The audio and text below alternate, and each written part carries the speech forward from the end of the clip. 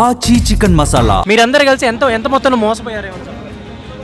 మొత్తంలో 6.5 కోటి మా గద్వాల నుంచి ఒక ఏపీ తెలంగాణ నుంచి సుమారు ఒక 3 కోట్ల నుంచి వరకు లాస్ అయినాము. ఈ రమావత్ మద అనే పర్సనే కదా శివ చౌదరిని కల్పించింది. ఈ రమావత్ మదే కదా వాళ్ళ ఇంటికి తీసుకెళ్ళింది. ఈ స్కామ్ జరిగిన కాడ నుంచి ప్రతి కుటుంబంలో ఏడుపులే ఉన్నాయి. వాళ్ళ కుటుంబాలకి ఏమని సమాధానం ఇస్తుంది ఆ మంగ్లీ గారు? అదొక చెప్పమని మరి మంగ్లీ వాళ్ళు ఒక 3వ సిస్టర్ని పెళ్లి చేసుకుంటా అని చెప్పాడు. అసలు మీరు ఎక్కడ వాళ్ళు, అసలు మీకు దీనికి సంబంధించిన అసలు ఈ ఫ్రాడ్ కావచ్చు, అసలు మీరు ముందు ఎప్పుడు మనీ కట్టారు, అసలు వాళ్ళు ఎవరు ఒకసారి చెప్తారా? రమావత్ మధు మాకు పరిచయం ఒక 3 years బ్యాక్ పరిచయం. అయితే ఒక మార్కెటింగ్ ద్వారా మాకు పరిచయం రమావత్ మధు అనే పర్సన్. అయితే ఆ పరిచయంలో ఒక 3 years బాగానే మనతో జర్నీ చేసిండు. దాంతోపాటు మాతో పాటు బాగానే జర్నీ చేసినాడు. తర్వాత 3 years తర్వాత క్విట్ అయిపోయినాడు బిజినెస్ నుంచి. ఏమి ఎట్లా ఎందుకు వెళ్ళినాము అనేసి అంటే, నేను ఒక బిజినెస్ స్టార్ట్ చేస్తున్నాను, ఈ విధంగా ఉంది ఇట్లా మనము ఇన్వెస్టింగ్ చేస్తున్నాము, మీరు ఇంట్రెస్ట్ 100% మీరు నాతో రండి, 100% మీకు లాభాల బాటలో తీసుకువెళ్తా, ఇట్లా చాలా మంచిగా మాట్లాడినాడు. అయితే మాకు ట్రస్టెడ్ లేదు, ఏ అవసరం లేదులే, మేము ఏదో చిన్నగా దీంతో పాటు ఇదే చేసుకుంటూ వెళ్తామని చెప్పాము. అయితే సర్లే అనేసి ఒక 3 years ఒక 2 months 3 months వరకు మాకు బాగా కాల్ చేసేసాడు. ఇట్లా రండి 100% నేను సపోర్ట్ ఇస్తాను అది ఇది అని చెప్పాడు. కానీ మేము ఏ దానికి నమ్మలే. ఎందుకు మనతో ఎరిగిన వ్యక్తి కోటల్లో బిజినెస్ చేస్తా అంటే ఎట్లా నమ్ముతావు అనేసి మేము నమ్మలే. బ్యాక్ ఎండ్గా నాకు చాలా మంది ఊరు ఉన్నారు. 3 years బ్యాకే మాట్లాడినాడు, మంగ్లీ వాళ్ళు ఉన్నారు దీంట్లో, మంగ్లీ వాళ్ళు ఉన్నారని. 3 years బ్యాక్ నుంచి మళ్ళీ వాళ్ళకు కూడా తెలుస్తుంది కదా, వాళ్ళు ఉన్నందుకే కదా వాడు.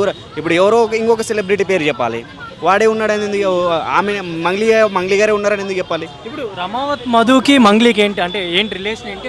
వాళ్ళిద్దరికి ఎప్పుడు పరిచయం? రిలేషన్ ఏందో మనకైతే ఎక్కువగా తెలియదు. మాతో మాట్లాడిన విషయం ఏంటంటే, రమావత్ అనేవాడు వాళ్ళ సిస్టర్ని పెళ్లి చేసుకుంటున్నాను, ఒక అక్టోబర్లో ఎంగేజ్మెంట్ ఉంటుంది, ఫిబ్రవరిలో మార్చిలో అలాగా పెళ్లి ఉంటుంది, మీరు 100% మీరు మీ నుంచి ఒక 5,000 నుంచి 10,000 మంది రావాలా, వాళ్ళ ఇంటికి తీసుకెళ్ళినాడు. మంగ్లీ వాళ్ళ ఒక 3వ సిస్టర్ని పెళ్లి చేసుకుంటా అని చెప్పాడు. అది అయితే పరిచయం లేని వ్యక్తి వెంట మీరు పరిచయం ఉంటారు నాకు, మీ వెంట నేను 24/7 తిరుగుతానా? ఏదైనా వర్క్ ఉంటే ఒక 1 or 2 hours తిరుగుతాను, 24 hours మీతో తిరగను కదా. మంగ్లీ వాళ్ళ తమ్ముడు శివ చౌదాను కర్నూలుకి వచ్చినాడు, మాతో మాట్లాడినాడు. సిమెంట్ ఫ్యాక్టరీకి వచ్చి వాళ్ళ ఊరు నుంచి 20 kilometers డిస్టెన్స్ అంతే, అది చూసుకోవడానికి వచ్చాడు. అండ్ ఒక టెంపుల్కి వెళ్ళినారు వాళ్ళందరూ కలిసి. ఆ వల్ల మాతో ఎవిడెన్స్ కూడా ఉన్నాయి. ఆ ఎవిడెన్స్ ఇప్పుడు ఈ ఎవిడెన్స్ బయట పెట్టలేదు, అందుకోసమని వాళ్ళు ఏదో విధంగా మాట్లాడుతున్నారు. ఇప్పుడు అంటే దాదాపుగా మీరు బాధితులందరూ కూడా అసలు ఎంత మొత్తం వాళ్ళకి చెల్లించారు, అంతేకాకుండా మీరందరూ కలిసి ఎంత మొత్తంలో మోసపోయారు ఏమని చెప్పగలరు?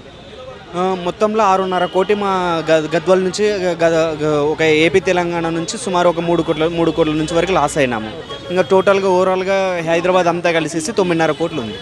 అంటే మీరు డబ్బులు కట్టిన వాళ్ళు ఎవరైనా మధ్యలో డబ్బులు అడిగే ప్రయత్నం చేయడం కావచ్చు, డబ్బులు ఏమైనా మధ్యలో మీకు వచ్చిన అమౌంట్ ఏమైనా ఉందా? ఒక 1 or 2 months మాకు అమౌంట్ ఇచ్చారు వాళ్ళు, ఒక 30,000 ఒక 40,000 ఇచ్చినారు. దాని తర్వాత మొత్తం క్లోజ్ చేసేసారు. ఒక ఇష్యూ అయింది, మేము జైలుకి వెళ్ళినారు వాళ్ళు. ఈ కేసు మీదే జైలుకి వెళ్ళారు. ఈ కేసు మీద జైలుకి వెళ్ళేసి మళ్ళీ వచ్చిన తర్వాత ఈ మంత్ మార్చ్ ఎండింగ్ లోపల అమౌంట్ ఇస్తా అని చెప్పినాడు. ఇప్పుడు ఆ రోజు మాతో ఫిబ్రవరి నుంచి అప్ స్టాండ్లో ఉండి ఒక బాలాజీ మంగ్లీ న్యూస్ వచ్చేతల్లా మంగ్లీ దగ్గర ఇప్పుడు రమావత్ మధుకి మంగ్లీకి సంబంధం లేదు, కానీ మంగ్లీ దగ్గర రమావత్ మధు నెంబర్ ఎందుకు ఉంటుంది? అది ఒక పాయింటే. వెంటనే ఫోన్ చేసేసి సుబ్బు సార్కి ఫోన్ చేసి వాళ్ళతో సెటిల్మెంట్ చేసేసుకోపో అని ఎందుకు కాల్ చేస్తారు? సంబంధం లేని వ్యక్తి నెంబర్ ఎందుకు ఉంటుంది? అది ఒక పాయింటే. సుబ్బు సారు డబ్బుకు లొంగలేదు, వాళ్ళు ఏం చేసినా లొంగలేదు కాబట్టి ఆయన మీద ఈ ఎలిగేషన్స్, ఒక సెలబ్రిటీ నేమ్ పేరు పెంచడం, బిగ్ బాస్ పేరు పెంచడం, వాళ్ళు తప్పించుకోవడానికి ట్రాక్ పెడుతున్నారు వాళ్ళ ముందర. అంటే వాళ్ళు ఎవరో నాకు తెలియదు, ఒకవేళ తెలిస్తే నేను కూడా సహకరిస్తాను, బాధితులకు డబ్బులు రావాలి అని చెప్పుకుని నేను ప్రెస్ మీట్లో చెప్పడం జరిగింది. అంటే మీరేమన్నా నేను తప్పు చేసినాను, నేను తప్పించుకోవడానికి 100 మార్గాలు ఎత్తుకుంటా. ఆ 100 మార్గాలలో అన్ని నిజాలు ఉంటాయా? ఇప్పుడు నేను తప్పు చేసినాను, అదే స్కామ్ నేను చేశాను. తప్పు చేస్తేనే కదా అలాంటి తప్పించుకోవడానికి. బాధ్యతలు చేసిందే మీరు, మళ్ళీ మేము బాధ్యతలు పెట్టా ఉంటే మంగ్లీ గారు ఆఫీస్కి కావచ్చు, ఆవిడని సంప్రదించడం కావచ్చు, దీనికి సంబంధించి ఏమైనా జరిగిందా? మంగ్లీ వాళ్ళ అపార్ట్మెంట్ ఉంది తెలుసు, అడిగి పోవాలన్నా మేము డైరెక్ట్ పోయినవరో మమ్మల్ని హెరాస్మెంట్ చేశారని కేసు పెడితే మేము చేయాల్సి వస్తుంది. అందుకని వాళ్ళ మీద కేసులు పెట్టడం జరిగింది. ఇట్లా లాయర్ ద్వారా కూడా వెళ్ళడం జరుగుతుంది. అంటే మీరు ఇప్పుడు ఏం కోరుకుంటున్నారు? అంటే మీ డబ్బులు మీకు వస్తే సరిపోతుంది అనుకుంటున్నారా, లేదంటే అలాంటి ఫ్రాడ్ చేసే వాళ్ళ గురించి ఏమన్నా?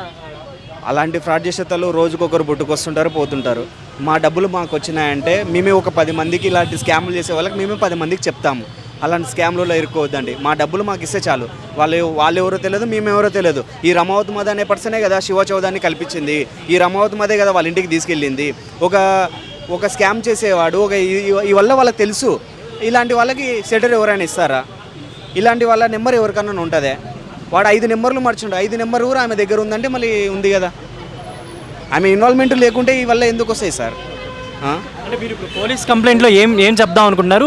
దేని పరంగా మీరు ఇప్పుడు కంప్లైంట్ ఇద్దాం? మేము లీగల్గానే వెళ్ళాలనుకుంటున్నాము. మా డబ్బులు మాకు వచ్చేంత వరకు మేము ఫైట్ చేస్తున్నాం. కష్టపడి సంపాదించినది 100% మేము బ్లాక్ మనీ అయితే మేము తేలేదు. 100% అప్పులు తెచ్చి చిట్టీలు తెచ్చి మా సొంత డబ్బు పెట్టి మేము ఒక 30,000 శాలరీ పర్సన్ నేను. ఇప్పుడు రోడ్డు మీద తిరుగుతున్నామంటే ఎవరు కారణం? ఇప్పుడు వాళ్ళు ఏడుస్తారు. ఒక 5 నిమిషాలు ఏడుస్తారు. కానీ ఈ స్కామ్ జరిగిన కాడ నుంచి ప్రతి కుటుంబంలో ఏడుపులే ఉన్నాయి. వాళ్ళ కుటుంబాలకి ఏమని సమాధానం ఇస్తుంది ఆ మంగ్లీ గారు? అదొక చెప్పమని మరి.